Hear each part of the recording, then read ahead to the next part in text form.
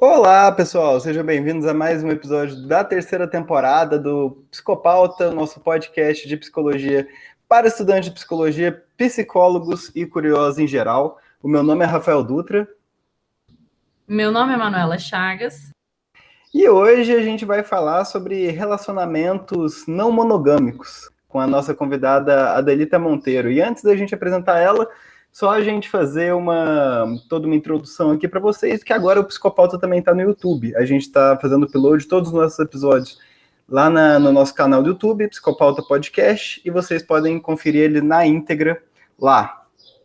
Se você não segue a gente aqui no Spotify, faça isso, é uma coisa muito boa, é um incentivo muito grande para a gente. Os episódios chegam primeiro para vocês. O Psicopauta está sendo lançado todo sábado, então todo sábado sem falta você vai entrar, vai ter ele ali na sua plataforma do Spotify. E, enfim, inscrevendo aqui você ajuda a gente a crescer e que a gente continue com esse projeto, né? Que está chegando em convidados tão maravilhosos, em conversas tão enriquecedoras como essa aqui de hoje. Então, Ade, seja bem-vinda. Obrigada. Ade, seja muito bem-vinda. Muito obrigada por ter aceitado o nosso convite. Muito bom te receber aqui. Obrigada. Prazer em estar aqui. Obrigada pelo convite. E vamos lá, gente. A Ade, ela é psicóloga, doula, sexóloga e terapeuta de casais. Ela está presente nas páginas do Instagram Psi Não Mono e RC Não Mono, em que ela comenta sobre a não monogamia, junto com a Gina, certo? Isso. A página chama Reflexões e Conexões Não Mono, aí a gente abreviou no Insta como RC Não Mono. Eu criei a página junto com a Giza Rocha, que também é psicóloga e terapeuta de casais. A gente começou a página em 2018. Que bacana. E é um prazer estar aqui com você hoje. Obrigada. E já vou, então, introduzir a primeira pergunta, que já tem a ver com o que você está falando, que é para você contar um pouquinho sobre a sua trajetória e como você e a Gina decidiram criar a página para falar sobre não monogamia. Uhum. Bom, eu conheci o poliamor por acaso, começou com o poliamor, né? Na Irlanda, porque eu morei lá por 7 anos, eu fiz um mestrado em estudos sobre a igualdade, e lá tinha esse site que chamava meetup.com, que era um site de encontrar pessoas com gostos parecidos ali, sei lá, pessoal que era fã de cinema, pessoal que era fã de, sei lá, falar francês, e encontrar o pessoal que gostava das mesmas coisas que você e marcar encontros, era meetup.com, né? Que se chamava o site. E aí lá eu fui buscar algum grupo sobre igualdade, que era o tema do meu mestrado, que eu queria conversar sobre esse tema, né? Falar sobre justiça social, e por acaso apareceu um grupo sobre poliamor. No qual o pessoal se encontrava mensalmente para discutir sobre, né, eles não usavam tanto o termo não monogamia antes, né, isso foi em 2008. E aí eu achei interessante a descrição daquele grupo e fez sentido para mim, né, a possibilidade, o que é isso, poliamor? Nunca tinha ouvido a palavra, né? A possibilidade de você amar mais de uma pessoa com conhecimento e consentimento de todos os envolvidos, eu achei, aquilo ali na hora mexeu comigo e fez sentido para mim, aí eu fui lendo toda a descrição e falei, nossa, que legal, quero participar desse grupo. E aí eu comecei aí e gostei muito, gostei das pessoas lá, fez muito sentido para mim, né? Eu sou psicóloga, fiz psicologia na Unesp, eu lembro na faculdade de ter aula de antropologia, onde a gente estudava sociedades matriarcais, poliafetivas, e aí eu lembrei, né, dos estudos daquelas comunidades que tinham uma organização diferente, né? E gostei ali de participar do grupo e comecei a estudar, né? Comecei a ler, porque lá tinha algumas indicações de livros, tipo o Ethical Slut, que agora foi traduzido para o Brasil como Ética do Amor Livre. E ali eu comecei a me envolver um pouco, mas ali eu também, em 2007, eu tinha conhecido o meu parceiro, né? Que eu tô com ele até hoje, que é o David, a gente está junto, vai fazer 15 anos. E ali a gente estava começando, assim, né? A gente não estava nem namorando. Não, acho que quando eu conheci o poliamor, a gente já estava namorando. Mas quando eu conheci ele, eu também estava com uma outra pessoa. E eu, tipo, né? Então a gente estava meio que naquelas, ficando, saindo, e eu também estava curtindo estar com uma outra pessoa. E acabou que seguiu com esses 2 relacionamentos por 8 meses. E chegou um ponto que eu tive que escolher, que eu não dava mais para continuar com os 2, que estava começando a ficar sério com os 2, né? Eu estava realmente amando e apaixonada pelos 2. E ali eu optei por ficar com o David.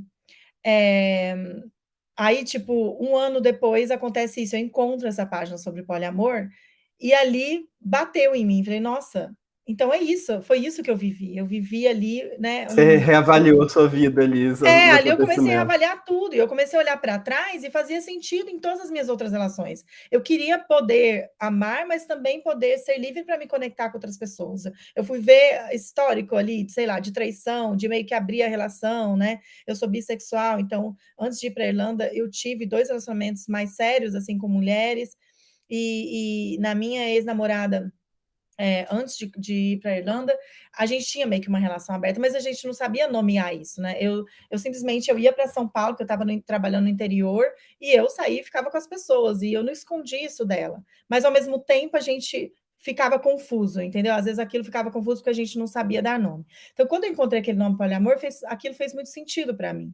E eu participei do grupo, mas eu estava muito naquela ideia do, né, seguindo ali o roteiro do amor romântico. Eu estava apaixonada, eu queria ficar com ele, queria me casar. Então eu estava participando do grupo, mas eu não tinha muito interesse em ficar com outras pessoas. Assim, para mim não pegava muito. Teve um momento que até fiquei com uma moça lá do grupo e tal, o David soube disso, mas foi uma coisa meio que fortuita, assim, não chegou a se tornar uma relação. Logo eu casei, engravidei, e aí eu fui nesse roteiro aí monogâmico. E aí, só depois do nascimento do meu segundo filho, em 2014, a gente mudou para o Brasil. E aí, quando ele estava com 1 ano, eu estava saindo do puerpério, eu comecei realmente a pensar: não, eu quero viver isso, eu quero colocar isso em prática, né? E eu não quero entrar em muitos detalhes, porque senão eu vou aqui eternamente falando. Quando eu decidi colocar isso em prática, foi uma situação que uma amiga trouxe para mim. Ela estava vivendo uma problemática no casamento dela, e eu falei: mas por que vocês não abrem aí e experimentam a não monogamia? E aí eu me questionei. Eu falei assim: não, peraí, eu estou sugerindo para as amigas e eu não estou vivendo isso? Como assim, né? Será que eu quero viver? E aí caiu a ficha para mim que eu queria viver. E aí propus para o meu parceiro. Então foi a partir, sei lá, de 2015, 2016 que a gente começou realmente a vivenciar. Antes disso, eu estudava, eu entendia, fazia total sentido para mim, mas eu não senti necessidade até ali de abrir a relação, né? Aí nós ficamos no Brasil, né? E estávamos aí no Brasil, começamos a abrir a relação e tal. E aí, em 2017, ele foi trabalhar em São Paulo. A gente estava em Franca, de onde eu sou, do interior de São Paulo. Ele conseguiu um emprego em São Paulo, ele ficou uns meses sozinhos lá, até a gente se organizar. Em 2018, eu fui. No final de 2017, eu conheci a Giza por acaso, né? Gisele Rocha, né? A gente chama de Giza. E, por acaso, num grupo sobre poliamor, que tinha uma postagem sobre paquerar mulheres. Ah, não sei paquerar mulheres, né? Faz sentido, deixa eu ver o que o pessoal está falando aqui, né? Eu não sei dar cantada em mulheres e demonstrar que eu estou interessada. E aí tinha vários comentários legais de outras mulheres lá, inclusive tinha um comentário da Giza. Eu fui checar ela lá e vi que ela tinha o mesmo background que eu, psicóloga na área social, né? Porque eu sempre trabalhei na área social com comunidades, minorias étnicas, e ela trabalhava com mulheres vítimas de violência. Achei muito legal. Falei, putz, uma mulher do poliamor e que também tem a mesma formação e mesma experiência profissional que eu. E aí entrei em contato com ela, a gente fez amizade ali, a gente combinou de se encontrar, o David estava em São Paulo. Aí eu fui para São Paulo, a gente marcou um encontro. E dali começou a nossa amizade, e eu comecei a falar, porque eu sempre fui super assim, essa coisa de querer conectar as pessoas, de querer espalhar a palavra, acho que eu sempre tive esse perfil, né? Então eu já falei para ela, vamos fazer algo, vamos, sei lá. Enquanto eu estava em Franca, eu estava em alguns grupos, né? Eu estava trabalhando como doula, e aí eu estava no Conselho da Mulher, sempre fui muito ativista, né? Sempre gostei dessa área. E, e aí eu estava no Conselho da Mulher, então tinha algumas mulheres lá do movimento feminista, estava também no grupo do movimento feminista de Franca, e comentava às vezes sobre não monogamia, sobre poliamor. Eu trazia essa pauta, né, assim, com cuidado, porque não é todo mundo que levava numa boa, né? Então as meninas sabiam. Daí aqui tem a Unesp, o direito, e eles estavam fazendo uma conferência sobre direito de família e tinha uma mesa sobre poliafetividade. E aí alguém falou de mim ali e me convidaram para fazer uma apresentação sobre o que era o poliamor. E eu fiz essa apresentação, isso foi em 2016. Então, quando eu conheci a Giza, eu falei para ela, eu tenho essa apresentação pronta, a gente pode dar umas palestras aí no lugar, vamos tentar espalhar a palavra, né? E aí, acho que em agosto de 2018, um colega dela, do movimento anarquista, convidou a gente para fazer uma palestra. E foi aí que a coisa começou a crescer, e logo a gente fez a página Reflexões e Conexões, que começou no Facebook, né? E depois convidaram a gente para dar outras palestras também, e foi assim que começou. E agora estamos aqui, né? A página cresceu durante a pandemia, e a gente cresceu também o número dos clientes que a gente atende, agora a gente recebe muitas pessoas não mono, muitos casais, e é nesse ponto que a gente está agora. Muito legal, Ade, muito legal mesmo toda essa trajetória, e isso abre muitas dúvidas até, né? Eu sinto que qualquer tipo de relacionamento não monogâmico traz qual é o termo? Uma curiosidade muito grande na cabeça de quem é monogâmico, né? Fica ver com misticismo, ver, eu não sei, tem uma cortina ali de fumaça, fica, o que está acontecendo ali, né? Daquele lado ali, como que isso funciona, como que é isso tudo.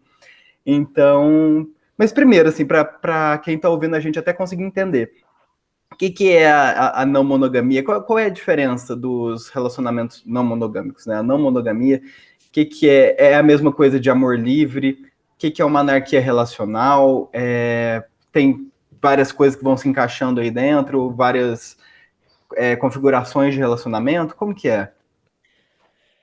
Eu veria assim, como a não monogamia seria um guarda-chuva, e dentro desse guarda-chuva vão ter vários estilos, dinâmicas, estruturas relacionais, né. E aí as pessoas, se identificam mais com umas e menos com outras. Então, algumas pessoas gostam de dizer que são, anarquistas relacionais, algumas pessoas se identificam mais como poliamorosos, né, ou poliamoristas, né. E outras se identificam mais, sei lá, com relações livres, né.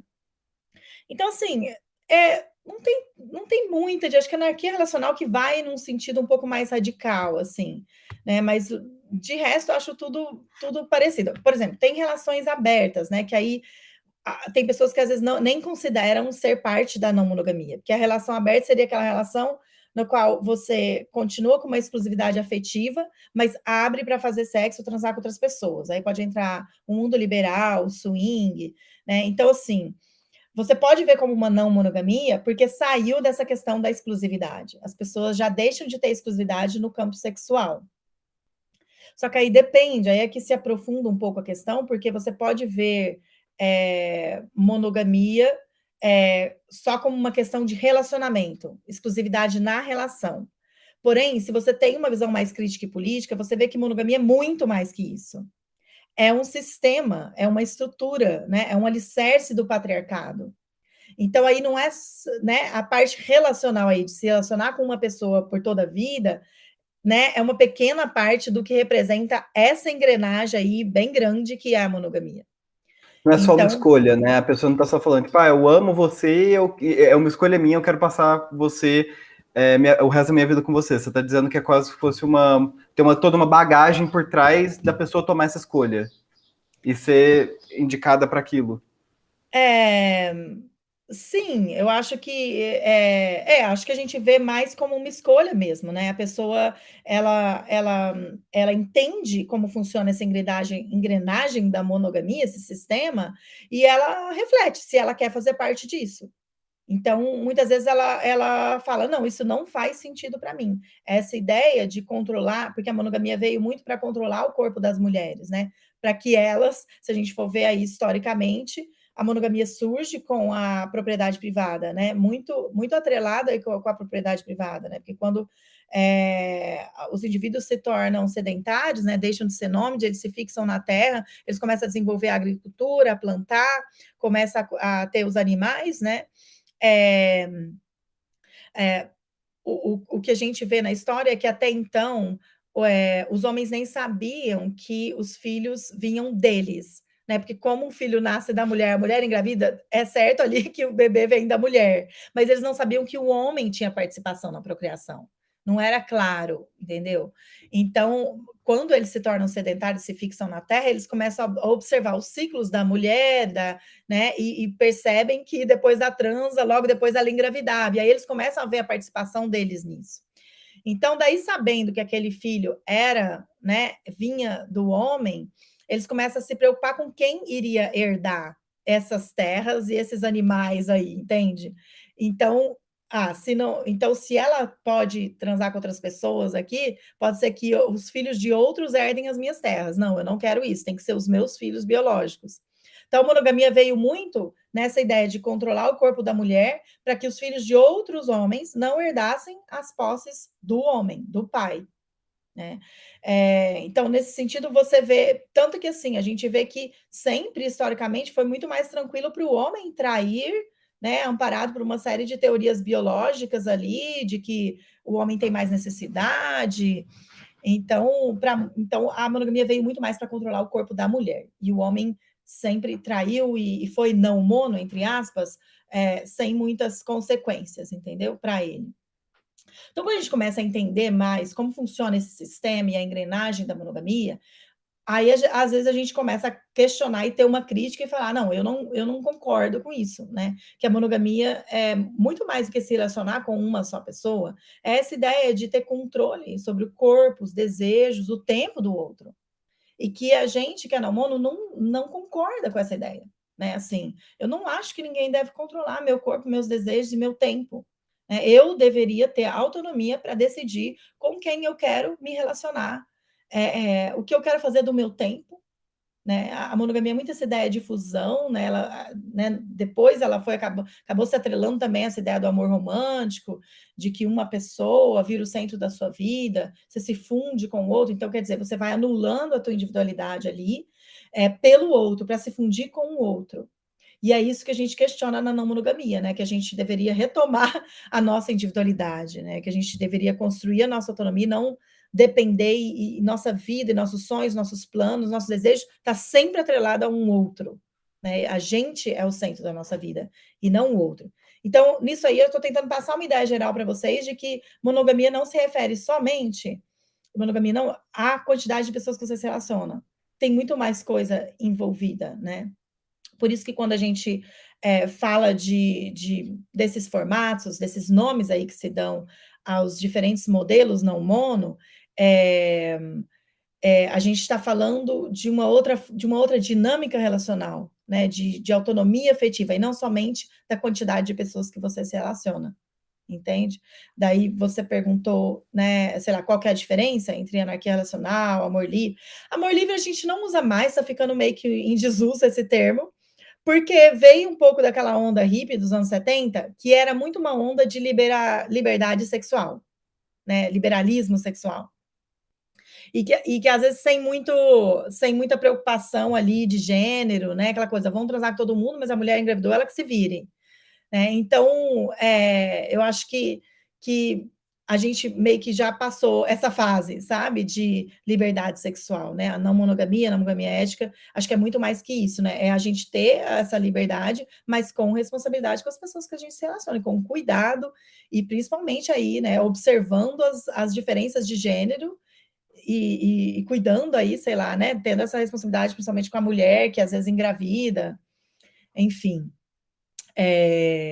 Então, amor livre já está meio que um termo que a gente não usa muito, porque vem muito essa ideia assim de independência, mas não, sem responsabilidade com os outros, né? Agora, tem o movimento Relações Livres, que é um pessoal do sul do Brasil, muito legal, tem a página Amar e Permanecer Livre no Insta, e aí a ideia deles já se alinha mais com a ideia da anarquia relacional, que é uma ideia de relações sem hierarquias, né, de relações das pessoas terem autonomia nas relações, que é muito parecido com a ideia da anarquia relacional, do poliamor, né?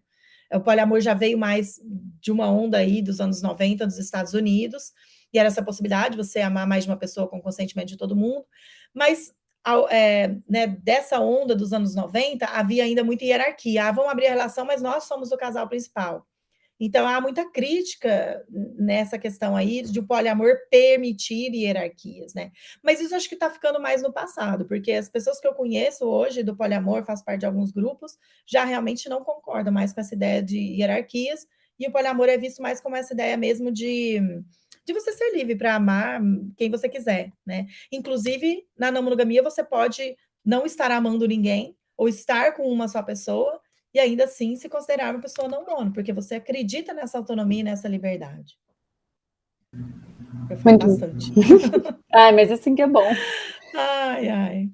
E é muito forte esse movimento, é bem contrário à onda que a gente vem, né, atualmente. E como que essa quebra dessa estrutura, né, dominante, não só em relação que é principalmente em relação ao exercício da sua sexualidade, mas eu acredito que também entre em outras questões. E aí eu queria saber como que você pensa que a não monogamia, se pode, né, e se sim, como que pode ser um caminho para quebrar outros preconceitos ou para tanger outras discussões sociais. Uhum. E que tipo de preconceito você pensa, assim, em relação à raça, gênero? Não sei, falei aí para No geral. no geral, o que você acha, assim? Uhum. Eu acho que quando você começa a questionar a norma, né, porque a norma você só pode amar uma pessoa, né, de cada vez. A norma já foi adaptada aí, porque, né, monogamia seria uma pessoa para toda a vida, mas a gente já deu uma adaptadinha aí e colocou uma pessoa de cada vez.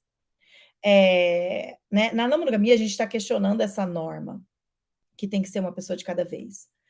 Aí a gente começa a questionar tudo, porque a gente começa a olhar para esse sistema e fala: "Não, não é só sobre o casal, é todo um sistema aí, né, que tá junto, tá bem aliadinho ali, entrelaçado com o patriarcado", né, porque tem a ver com a dominação desse homem e com, né, a herança, que vai para os filhos biológicos desse homem, a mulher tá ali como, né, submissa ali ao controle do homem.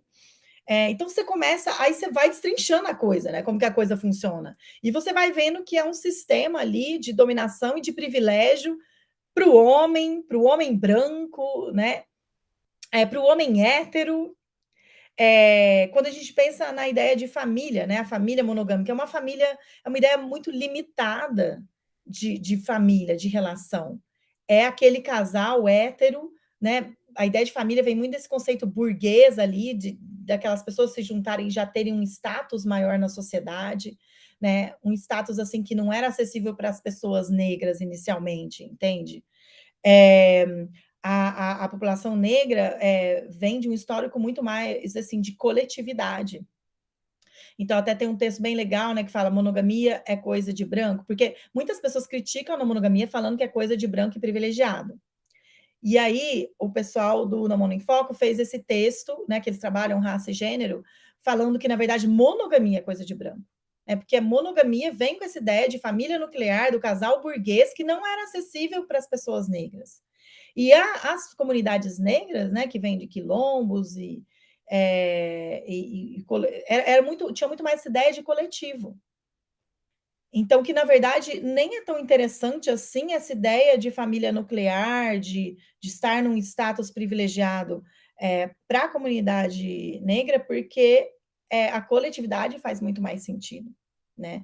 Então, entende como assim, quando a gente questiona a norma de relacionamento, a gente começa a ver o que envolve essa mononormatividade, e a gente começa a entender que essa norma ela está atrelada também com a dominação masculina, né, com a branquitude, essa ideia de família nuclear ali, que tem toda uma classe de privilégios, e a gente começa a pensar mais para as pessoas negras, é isso que a gente quer? É essa família nuclear? Não, talvez a gente quer uma ideia diferente de família, uma ideia mais ampliada de família, que leve mais em consideração o coletivo. Então, aí você está quebrando algumas ideias, assim, do que seria a família, né? Então, na não monogamia, a gente pensa a família de forma mais ampliada mesmo. Família pode ser um monte de coisa, família pode ser 4, 5 pessoas, né? Não precisa necessariamente ser ali um homem e uma mulher, né? Com os filhos. Então, acho que aí está tentando quebrar alguns estereótipos de família e trabalhar preconceitos aí, né? E nessa família vai entrar também, vai quebrar também estereótipos de gênero e orientação sexual. Essa família pode ser formada por 2, 3 mulheres, por 3 homens e uma mulher, 3 homens, sabe? Por várias pessoas. E por que isso pode ser ruim? Por que isso pode ser negativo? Né? Mais pessoas seria até, sei lá, de um ponto de vista econômico, né? Mais produtivo né, do ponto de vista econômico, 4 pessoas dividindo ali os gastos com a família, com a casa, dividindo uma casa, dividindo os cuidados das crianças. Quando a gente pensa em trabalho doméstico e trabalho de cuidado, pensar em famílias poliafetivas é algo que eu acho que vai trazer muito mais suporte e carinho e cuidado, tanto para as crianças quanto para essas mães aí que geram essas crianças, né? Porque até quando eu trabalhei com doula, eu estudava muito isso, como a mãe acaba ficando isolada, e aí o puerpério fica muito mais difícil e doloroso para essa mulher, né? Então, se a gente pensar numa visão ampliada de família, em famílias poliafetivas, a gente vê, né, que a mulher, ou pensando aí num homem trans, né, que gera um bebê, vai ter muito mais suporte no puerpério, dentro de uma proposta ampliada de família, de uma família poliafetiva, do que aquela mulher que acaba ficando ali isolada num apartamento, sozinha, porque vive naquela família nuclear ali muito limitada, sabe? E sem apoio, sem um apoio coletivo. Então, não sei se isso ajuda, assim, eu acho que né, pensar dessa forma, Ajuda. eu acho que pode ajudar a um caminho para quebrar certos preconceitos, né? O que eu fiquei pensando muito, Ade, é que tem um traço bem estabelecido, pelo menos aqui na minha cabeça. Às vezes você fala, não é assim que funciona, mas de uma ligação entre a monogamia e o capitalismo em si. Entre o sistema capitalista. Tem uma historiadora, né, a Circe Bittencourt, que ela fez um trabalho em comunidades indígenas aqui do Brasil nos anos 60. E aí uma vez eu estava conversando com ela e ela vai trazer para mim que dentro dessas comunidades aquilo era entendido como uma grande família. Todos ali da tribo eram compreendidos como uma grande família. E as crianças também, por mais que tivesse pai e mãe, as crianças eram as crianças ali da comunidade. Tipo, elas iam de casa em casa. Tinha uma colheita boa ali no mês, todo mundo recebia uma quantidade igual, assim, de comida. Exato. Não tinha classes sociais ali dentro também. E aí ela diz que a partir do momento que chega dinheiro, o dinheiro, né, entra dentro daquela comunidade indígena, e ela volta, sei lá, 20 anos depois, ela falou que parecia outro lugar, porque aí já começava a ver uma pessoa que tinha mais dinheiro que a outra, ou que estava recebendo um pouco mais de comida do que a outra. Começa a criar a propriedade privada, né? E daí da propriedade privada, a acumulação de renda e de bens, né? Uhum. E aí ela falou, até a maneira como eles estavam lidando com as próprias crianças ali já tinha mudado, não estava vendo mais aquele mesmo senso de coletividade que nem tinha nos anos 60. Estava uma coisa bem mais diferente, a partir do momento que o capitalismo consegue infiltrar ali no meio, né? Eu acho que é muito triste isso, e concordo que a monogamia está ali juntinho com o capitalismo, como, né, os alicerces ali do patriarcado. Eu acho que é muito individualista, né, a monogamia, é muito competitiva, sabe? Então, tipo, você só pode ter uma pessoa, se aparece outra, eu preciso ser melhor que ela e eu não posso perder você para ela, sabe? Então, tem essa coisa da competição, tem muito da comparação, né? Ai, sua ex, será que é melhor que eu? Tem que ser melhor que a sua ex? Ou, entende? Aquela coisa de ficar se comparando com outras pessoas, que está ligado aí à competitividade, a não poder perder o que você tem uma ideia de escassez, né? Que o amor é escasso, que tem pouco, então você não pode dividir com ninguém porque vai acabar. É como se o amor fosse em parcelas, né? Então, se você vê que na nossa cultura a gente, né? Não quero me incluir nisso, mas assim, as pessoas têm ciúme de amigos, as pessoas têm ciúme de parentes, do irmão, da irmã, da mãe. A mãe tem ciúme do filho com a parceira dele, né? Porque é como se o amor fosse escasso. Então, se ele amar ela, ele não vai ter amor para mim. E na não monogamia, a gente vê o amor como abundante. Né? Você ama menos um filho porque você tem outro? Como funciona isso? Sabe? Você ama menos um amigo quando você faz uma nova amizade? O amor não funciona assim em parcelas. Ele não é escasso. E pelo contrário, eu acho que ele se multiplica. Eu acho que ele é abundante. E a partir do momento que você está livre para trocar ali com as pessoas, para receber amor, você se preenche e você pode dar mais amor. Entende? Mas a gente está nessa lógica muito capitalista da escassez, de que vai acabar e a gente precisa guardar o que tem desesperadamente aqui, né? Guardar e proteger o meu amor a 7 chaves, botar várias cerquinhas aqui em volta da nossa relação, para que ninguém tome meu amor de mim. Né? É um movimento bem possessivo, né? De muito controle. E acho que é esse paradigma que a gente pretende mudar na não monogamia, né? De que, assim, cada ser é autônomo. Cada ser tem as suas questões individuais, tem seus planos, seus sonhos, seus desejos. E eu não posso controlar os planos, os desejos do outro. A gente na monogamia, a gente tem ciúme dos sonhos do outro. O outro sonhou com outra pessoa, eu morro de ciúme. Ou do ex. Às vezes esse ex nem está vivo mais. As pessoas... É umas coisas absurdas, sabe? E é ilusório, né? Bem ilusório. Querer que a sua parceira não sonhe com outra pessoa, ou não tenha uma ex que já existiu e não está lá mais, sabe? A gente não tem controle sobre isso. Mas a gente não quer admitir isso na monogamia, né? A próxima coisa que a gente até queria te perguntar, entrando já mais para o lado da psicologia mesmo, é como que a psicologia está preparada, né? Como que a psicologia lida com relacionamentos não monogâmicos, com pessoas não monogâmicas, e acho que dá até para juntar com a próxima, dá para fazer um diálogozão sobre isso, de como terapeuta de casal, né? Qual você acha que são os principais desafios para essas pessoas não monogâmicas, até dentro da clínica? São angústias diferentes? Não, são angústias similares? São, com certeza. Bom, eu acho que a psicologia não está preparada para atender pessoas não mono, porque é um outro paradigma, é um outro ponto de vista, e por mais que os psis falem, isso é o que eu estou percebendo na clínica, como psi, né, como paciente, né, eu estive com uma terapeuta por 3 anos que me acompanhou, uma terapeuta incrível, mas chegou um ponto ali que eu vi que não estava dando mais por ela ser uma pessoa monogâmica e por ela partir desse paradigma monogâmico. Então, acho que eu vou entrar nisso, depois eu explico melhor, assim, eu acho que a psicologia não está preparada, e até por isso eu montei uma nova página, minha página chama Psis Não Mono, onde a minha proposta é trazer conteúdo, informação para preparar psis, e estou desenvolvendo um curso que eu vou lançar em dezembro, se tudo der certo, sobre não monogamia para psis terem pelo menos uma ideia geral, né? Vai ser um curso introdutório, e depois eu vou desenvolver outros para ir aprofundando.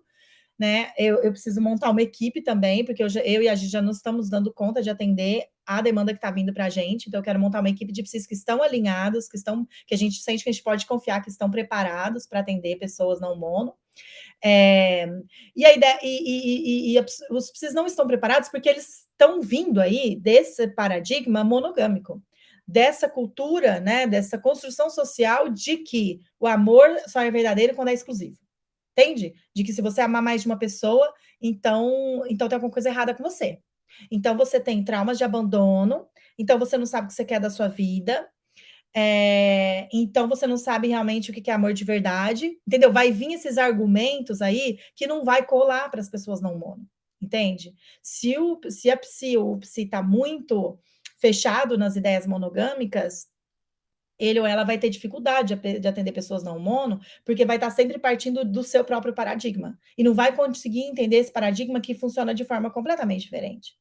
Entende? De falar infidelidade, por exemplo, na não monogamia a gente não fala de infidelidade, entende? Né? Porque as pessoas são livres para se conectar com outras pessoas, então nesse sentido de infidelidade sexual aí, de uma conexão íntima com outra pessoa, não existe. Então, assim, Mas diferente. existe um conceito de traição, por exemplo, alguma coisa que vai contra o contrato que essas pessoas tinham. Sim, existe. Inclusive, semana que vem a gente vai estar falando sobre isso na página. Cada semana a gente tem um tema. Essas 2 últimas semanas a gente vem falando sobre ciúmes, que é um tema bem complexo, né? Semana que vem a gente vai falar sobre traição. E é isso, às vezes eu trago o texto, por exemplo, da Esther Perel, que é uma psique, uma terapeuta de casais, que tem 35 anos de experiência, uma mulher incrível, escreveu 2 livros incríveis, que é o Sexo no Cativeiro e o Casos e Casos, e eu trouxe um resumo de uma palestra dela, E a gente teve que rever toda a palestra, porque a palestra dela é incrível, mas ela parte de um ponto de vista monogâmico. E ali eu falo, putz, não vai dar para trazer isso para o meu público, porque ela traz umas questões ali que não cai bem, entende? Então, assim, aí já. E uma terapeuta incrível, entende? Que tudo que ela escreveu faz sentido, mas faz sentido para o público monogâmico. Então, assim, a psicologia eu acho que não está preparada, e por isso eu montei essa página para ajudar a preparar a psis para atender pessoas não mono. Mas eu acho assim, mais e mais está pipocando páginas de não monogamia. Nossa, foi, eu acho que uma das primeiras, se não a primeira página sobre não monogamia no Brasil. Mas agora está pipocando porque tem mais e mais pessoas interessadas, a demanda está aumentando. A gente está assim, tá difícil até, né, de atender toda essa demanda, porque tem muita gente procurando grupos, procurando atendimento, né? A gente tem os grupos de apoio lá na página. Então é isso, a gente está tentando preparar esse pessoal, porque tem muita gente se identificando e chegando na clínica com essa demanda de que não sei se a monogamia me contempla, quero ser não mono, quero abrir a relação e não sei como fazer isso, estou perdido aqui. Ou então já abri a relação e tô com crise de ciúme, tá dando piripaque aqui, entende? E aí o que o psi faz? Se o psi não tem um mínimo de informação sobre o que significa a não monogamia, o psi vai começar a julgar, vai começar a desanimar a pessoa, tipo assim, isso não vai dar certo, isso não vai... Eu nunca vi dando certo. Quantas vezes já ouvi pessoas falando que os psis disseram isso? Já vi várias pessoas no relacionamento aberto, mas nunca deu certo. E a monogamia dá certo. A monogamia também não dá certo, gente. Né? Os índices de traição é de 70%, o índice de divórcio é 1 em cada 3 casamentos. Né? Enfim. Exatamente. Qualquer pessoa conversa com a avó vai ter história de namorado do marido que traiu ela, que fez toda vez, sua amiga vai ter. Gente, a coisa mais. Então, assim, a pessoa parte do pressuposto que a monogamia dá certo, entende? Que já é equivocado. Então, assim, é bem complicado. Acho que o psi, pelo menos, precisa se informar do que significa a não monogamia e do que se trata a monogamia como um sistema, entende? E não receber esse paciente ali que está trazendo questões sobre a não monogamia já com julgamento e com, sabe, frase pronta de que isso não é amor de verdade. Olha, você está prejudicando, você não está comprometida com o seu parceiro aí. E aí entram os lances de projeção, porque se essa terapeuta, vamos pensar aí, tem um pai que era sacana, sabe, mulherengo que traía a mãe, na hora que o paciente chega ali falando que quer sair com outras pessoas, pronto, aquilo ali vai tocar gatilho, e aí o terapeuta vai entrar, não, mas isso que absurdo que você está fazendo, pensa bem, a sua relação não é importante para você, entende? Assim, eu coloquei tudo isso, todas essas questões num e-book que eu fiz um e-book 6 dicas para atender pessoas não mono, que está lá na bio da minha página, qualquer pessoa pode ir lá, eu só peço para preencher um formulário para eu entender o perfil do psi, e aí a pessoa preenchendo, ela já recebe esse e-book. E nesse e-book eu dou todas essas dicas, assim, de entender o que é a monogamia, entender do que se trata a não monogamia, né? E nem lembro mais, deixa eu ver aqui. E aí, mas tipo assim, cuidado com as projeções, né? Saber acolher o paciente. E tem mais algumas coisas. Vou tentar achar aqui que eu falo para vocês. Mas é isso, assim, eu estou dando essas dicas para a pessoa, pelo menos, ter uma introdução, né? Entender o que é a não monogamia, compreender que não existe apenas uma forma de amar, não julgar, cuidado com as projeções e acolher o cliente com seus erros e falhas, porque é isso. Né? Vai dar merda, vão fazer coisa errada, porque estamos tentando um novo modelo que a gente não tem referência nenhuma, né? Só que aí o que acontece? Na primeira merda que dá, o psi falou, te falei que não ia dar certo. Nunca dá certo isso aí. E não é por aí, né? Mesmo nas relações mono, a gente faz merda, a gente tem conflitos, as coisas dão erradas, a gente faz escolhas erradas, e você não vai colocar ninguém coloca a culpa na monogamia. É por causa da monogamia isso aí. É porque você está numa relação exclusiva. Você precisa abrir essa relação, entende? Ninguém fala isso, né? E se critica isso, parece que você é radical, parece que não, essa pessoa tá voando. Super! Porque... Mas quando é na não monogamia, coloca toda a culpa na não monogamia, né?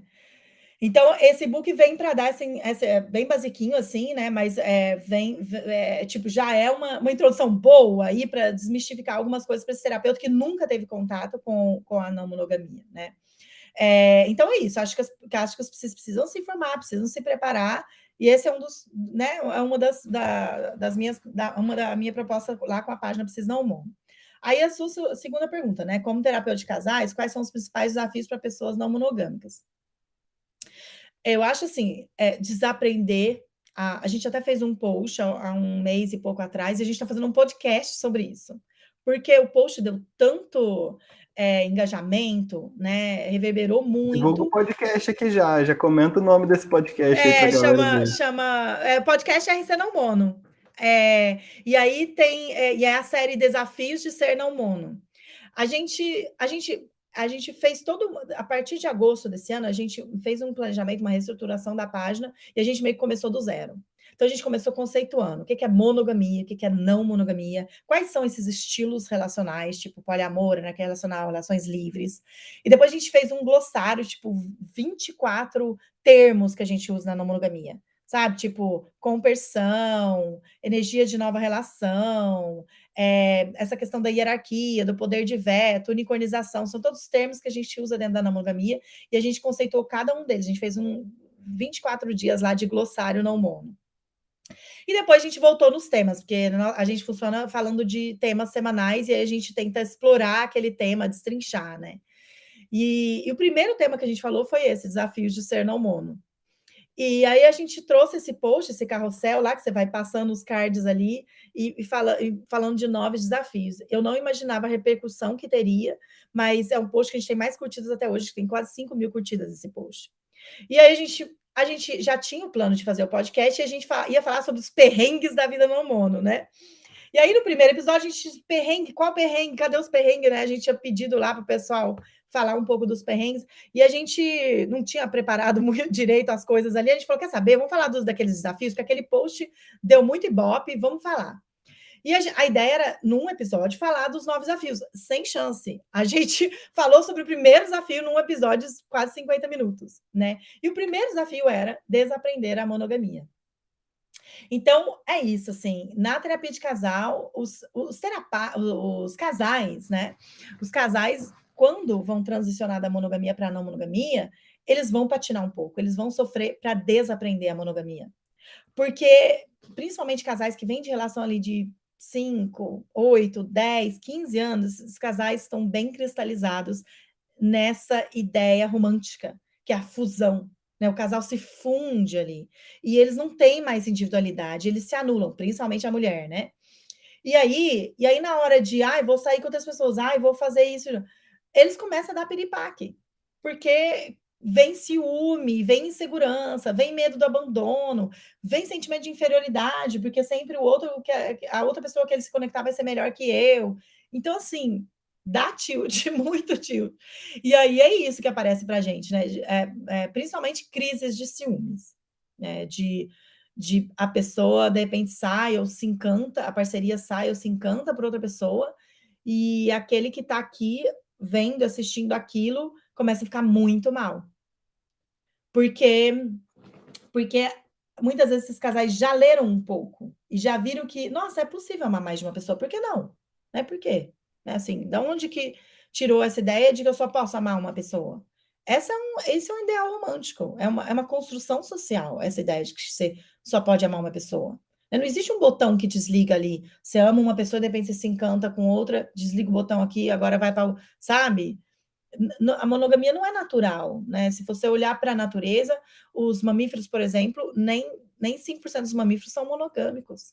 A maioria são não mono. Então, assim, não é que é natural de forma alguma. Aí eu recomendo a série Explicando, tem um episódio que se chama Monogamia, e eles vão explicar, destrinchar isso direitinho, sobre essa questão do que é natural, o que não é. E lá fala que a gente faz um esforço imenso para ser monogâmicos, para só se focar e interessar por uma só pessoa, porque naturalmente a gente tem desejo, ou a gente se encanta, se interessa por outras pessoas.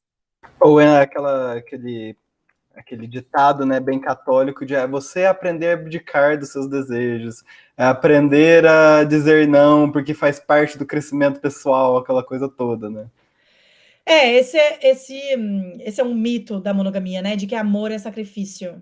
A gente tem um post falando disso também, né? Tem vários mitos, né? De que amor só é verdadeiro quando ele é exclusivo, né? De que amor é sacrifício, de que ciúmes é saudável, ciúmes é bom. Né? Tem vários mitos aí que assim, eu discordo, né? Não acho que é verdade. Então é isso, assim, a gente tem que desaprender a monogamia. E no racional, a gente entende que a gente pode amar mais de uma pessoa, entende? Que isso, né, pode ser natural para a gente se interessar por mais de uma pessoa.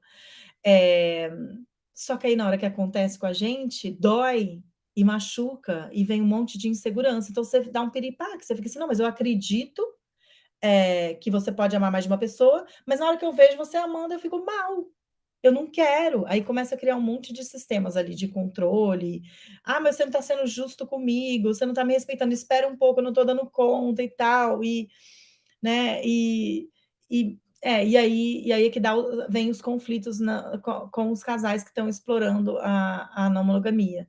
E aí tem que ter muita paciência, muito acolhimento, e aí muitas vezes vai precisar de uma ajuda profissional, porque o casal começa a entrar num conflito ali que eles não conseguem se acolher, eles não conseguem se entender, cada um começa a falar uma língua ali, né, de tipo, eu quero minha liberdade, ah, mas tudo bem, mas eu não estou bem, eu estou mal, como é que fica agora? Se eles se amam, mas um tá mal com a liberdade do outro. Como que resolve isso? Entende? Às vezes vai precisar de uma ajuda profissional para eles tentarem ir se ajeitando e se alinhando, ou se for o caso, se forem incompatíveis, para eles tentarem romper de forma saudável. Muito bacana, Ade. E para finalizar o nosso podcast, a gente sempre pede algumas indicações. E aí eu vi que você foi falando algumas também, aí, se você puder repetir, e se alguma coisa a mais surgir, pode ser série, pode ser livro, pode ser podcast, pode ser o que você quiser, página. Uhum. Bom, lá na página, a gente tem uma parte dos destaques que a gente faz indicações de livros. Então, eu indico o Ética do Amor Livre, o Novas Formas de Amar, da Regina Navarro. E aí tem vários outros livros lá que a gente indica os livros da Esther Perel. Podcast, a gente tem o nosso, a RC Não Mono. Ai, meu Deus, tem milhares, mas eu não estou lembrando aqui agora os nomes. Páginas, tem a RC Não Mono, Precisa Não Mono, tem a Não Mono em Foco, que é muito legal e vai focar mais nessa questão de raça e gênero. Tem Pessoas Não Mono, que é de uma amiga nossa, tem Amores Plurais, a Marcela, que também tem um podcast. Que mais? Ai, tem muita coisa legal. E aí tem as séries e tem a série Ela Quer Tudo, Wanderlust, tem a série Easy, que vai ter alguns episódios que falam de não monogamia, relação aberta. Qual mais? Tem Trigonometry, que eu vi falar, não vi ainda, mas falar que é muito legal. Mas são algumas das indicações. Aqui eu não vou lembrar assim de cabeça todas, mas o pessoal colocar no Google aí vai achar muita coisa legal. E na nossa página vai ter muita indicação legal lá. Bacana, Ade, muito obrigada. Muito obrigada por ter vindo aqui conversar com a gente hoje, trocar. De nada, gente. Obrigada pelo convite. Obrigada, Rafael. Obrigada, Manu. Quando precisar, estamos aí. Muito obrigada, você também. E é isso, pessoal. O Psicopauta de hoje vai ficando por aqui. Não se esquece de seguir a gente lá no Instagram, Psicopauta Oficial, e também a Ade e a Giza no RC Não Mono e no Psis Não Mono, lá no Instagram. Segue a gente aqui e acompanha no YouTube, que também estamos por lá agora. Um beijo e a gente vai ficando por aqui. Um beijo. Gente, agora o Rafael